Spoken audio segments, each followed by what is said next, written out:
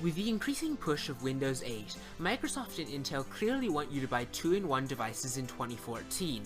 Now, this category is a developing category of hybrid laptop tablets that essentially double as both a touchscreen mobile device and more of a business-oriented laptop. They're an entirely new product category that was really brought about by Windows 8, and it's still developing, and I think it has a lot of potential. Now let's take the Dell Venue 11 Pro for example. Now this is a Windows 8.1 tablet that's designed to be used with 2 detachable Dell keyboards. Now I see the promise, but there are just some issues with the practicality. The good news is that Dell has designed a fast, responsive Windows 8.1 tablet with a gorgeous display, and Windows 8.1 is surprisingly smooth on top of Intel's Bay Trail Atom processor with only 2GB of memory. Also, the Venue 11 hits a sweet spot among 2-in-1 devices. With a 10.8-inch screen, it's not so small that the size renders it impractical as a high-productivity computer, and it's not too big for a tablet.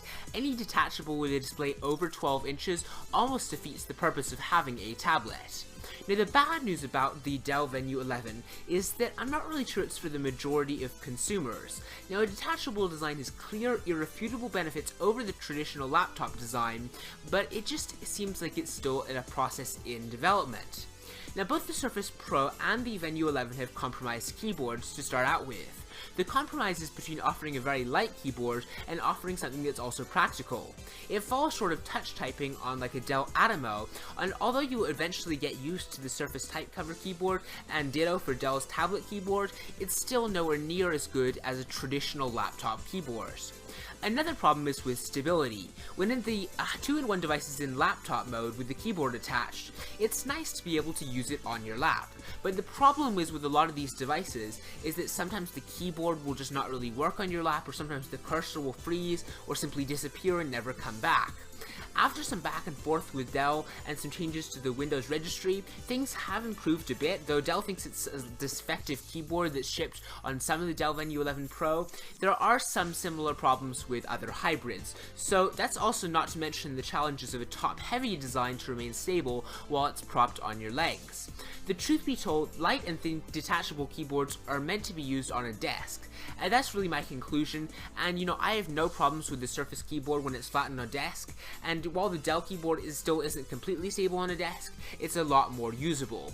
Now another serious problem with 2-in-1 devices right now is the weight problem. Now according to HP, when it was talking about its Spectre 13X2 detachable, when you touch a touchscreen, that's 20 pounds of force, so you need a bit of weight in the base to balance it and have a good computing experience. Now this can be good for laptop mode, but then again, this gets sort of a bit of a problem when you're using it as a tablet. It's kind of a heavy device, like with the HP Spectre 13X2, it's kind of a heavy device to use as a tablet. Now, back to the case of the Dell Venue 11 Pro, the 1.7 pound mobile keyboard is a lot of weight to counter the 1.6 pound tablet, and it all adds up to a pretty hefty 10.8 inch laptop. That's over 3 pounds for a sub 11 inch class device. Now this is also true for HP's Spectre 13X2, and that one with the keyboard is well over 4 pounds. That's even out of Ultrabook territory. And that raises the question, why not just get a laptop? Isn't the whole point to have a device that's highly mobile, or at least more mobile than a laptop? Why don't you just get a laptop and then a tablet, rather than trying to merge the two? Now in the future, I think these PC developers will begin to get the detachable 2-in-1 hybrid laptop tablet. They'll begin to get that down, and I think we'll see better compromises between laptop and tablet. But for now, I still think it's the better option to get a nice quality laptop, maybe an Ultrabook, and then maybe get a dedicated tablet like the iPad Air, or if you're looking for something cheaper, maybe like a Nexus 7. There's just not quite as much advantage to having a 2-in-1, except for the price cost that's maybe slightly cheaper, but trust me, it will be worth it in the long run to have 2 devices. Now, Windows 8.1 tablets, I think there are some future for them for sure. I think there are people who are going to want those in the future as more of the kinks get worked out. For example, the Dell Venue 8 Pro is an example of a device that's smaller, it's more portable, it's better to use as a tablet, but it still runs Windows 8. I think we'll be seeing more of these devices in the future that have the productivity bent, but can also be used as a tablet.